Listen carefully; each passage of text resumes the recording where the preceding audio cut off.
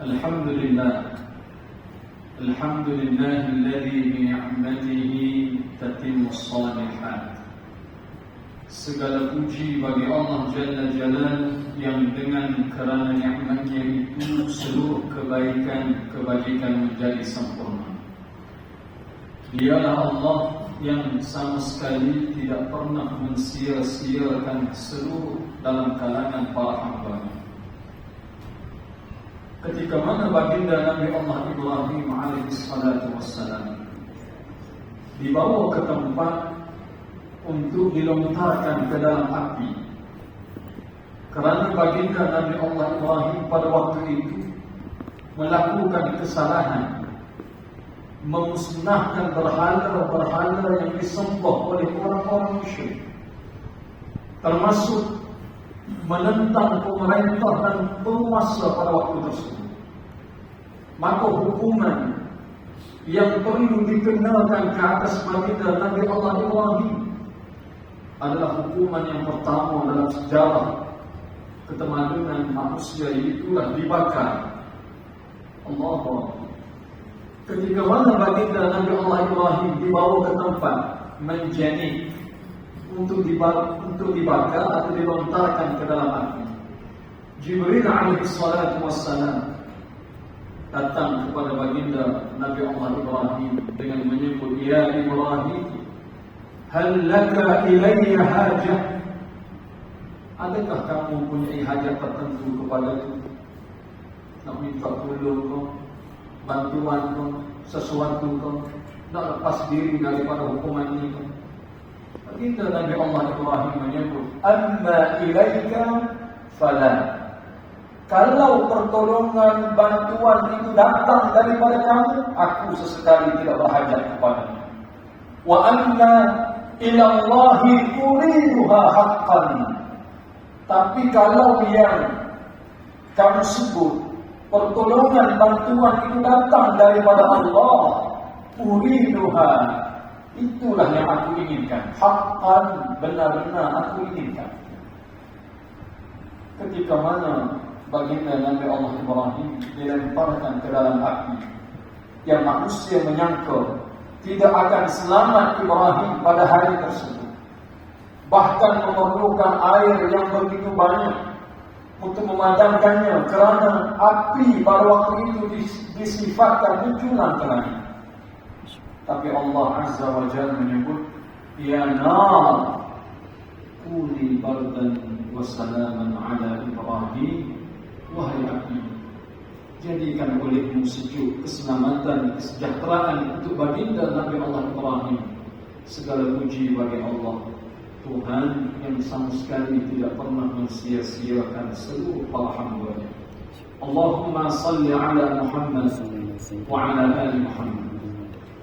Semoga selawat dan salam, berkah dan nikmat senantiasa Allah limpah dan curahkan untuk hamba kekasihnya, buat Nabi yang besar, Nabi kita yang mulia, Nabi Muhammad sallallahu alaihi wasallam.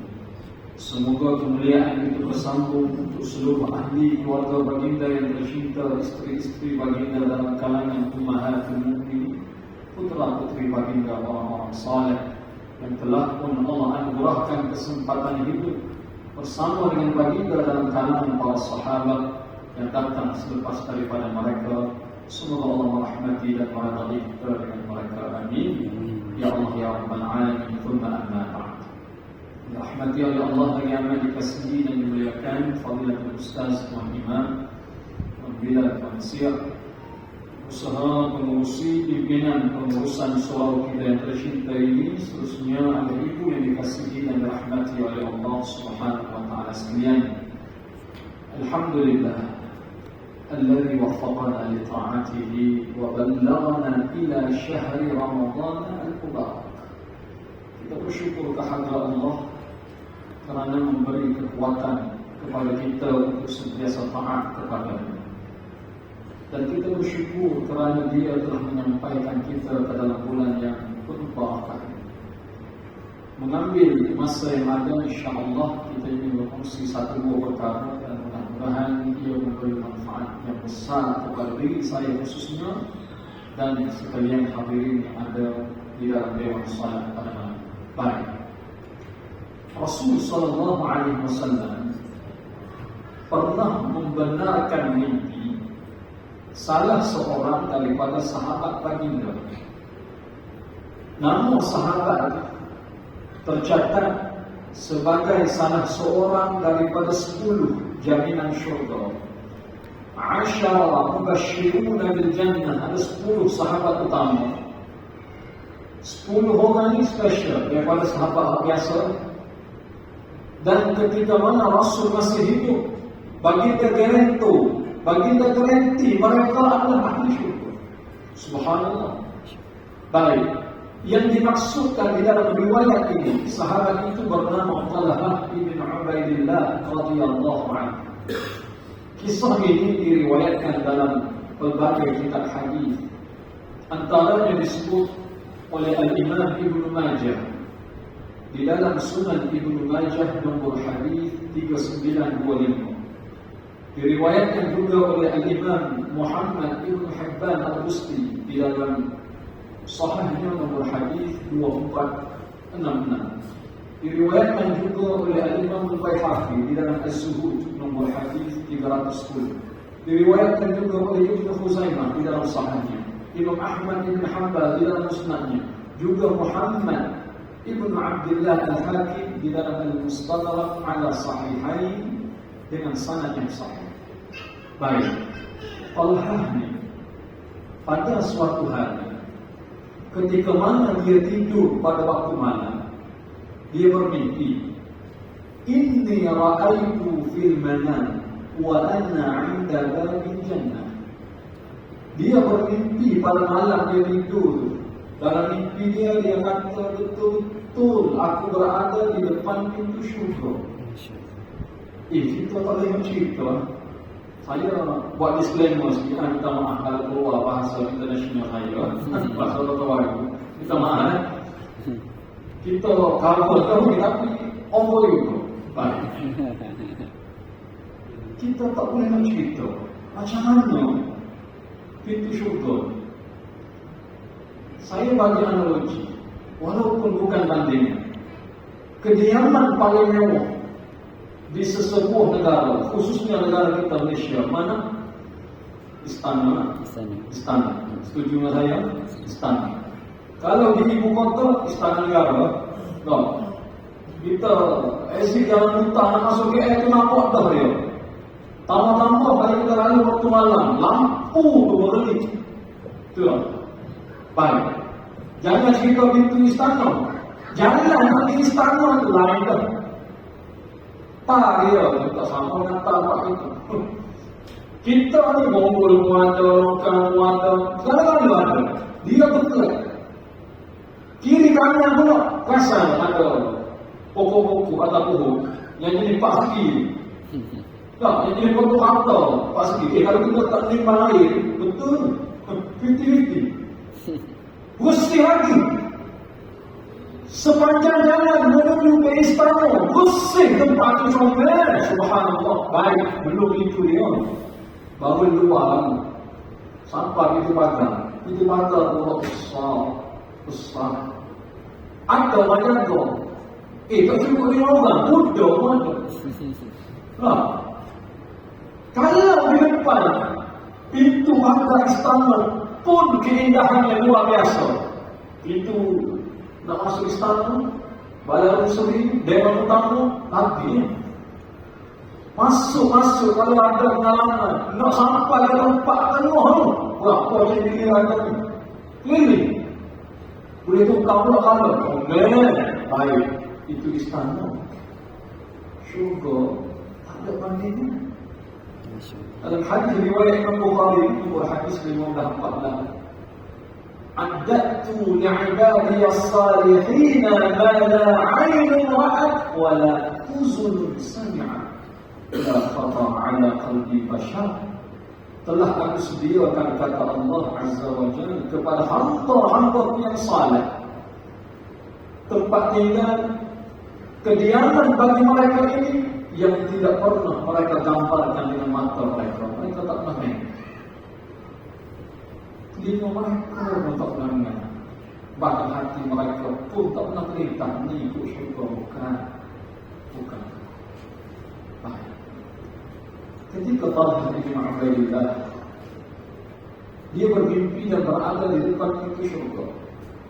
Lalu dia menyebut, "Fadha'iya rajulan," bersama dengan aku yang duduk di depan pintu syurga itu ada 2 orang lelaki. Baik, siapa 2 orang lelaki ini?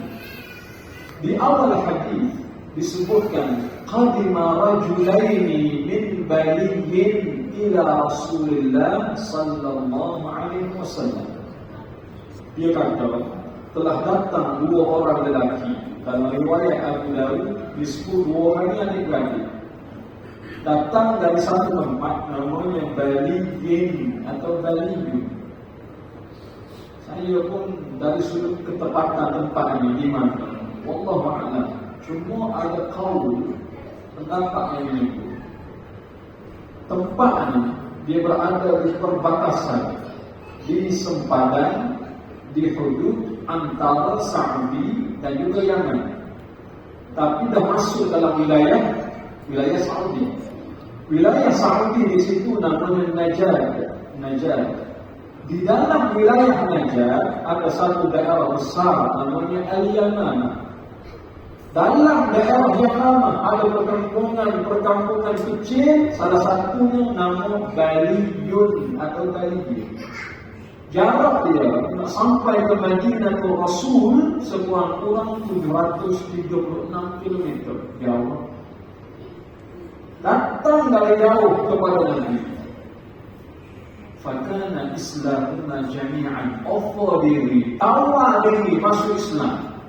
Tak ada orang paksa, tak ada orang ikut, dan dia datang dengan kerelaan hati nak masuk agama dan ikut Muhammad sallallahu alaihi wasallam.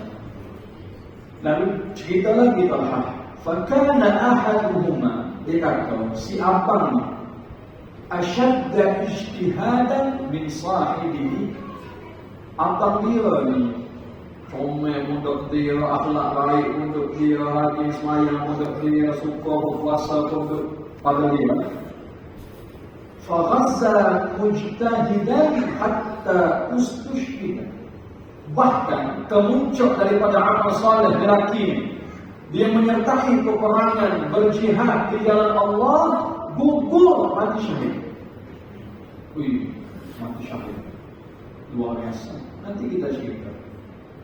Yang kedua, wa ammal akhar, adik dia ni pula, famakatha ba'dahu sanatan thumma tuwfiya. Setelah abang dia mati, adik dia ni hidup setahun setelah kematian abang dia, kemudian baru adik dia mati. Maksud mudah gini, abang dia mati tahun depan, adik dia mati tahun ni.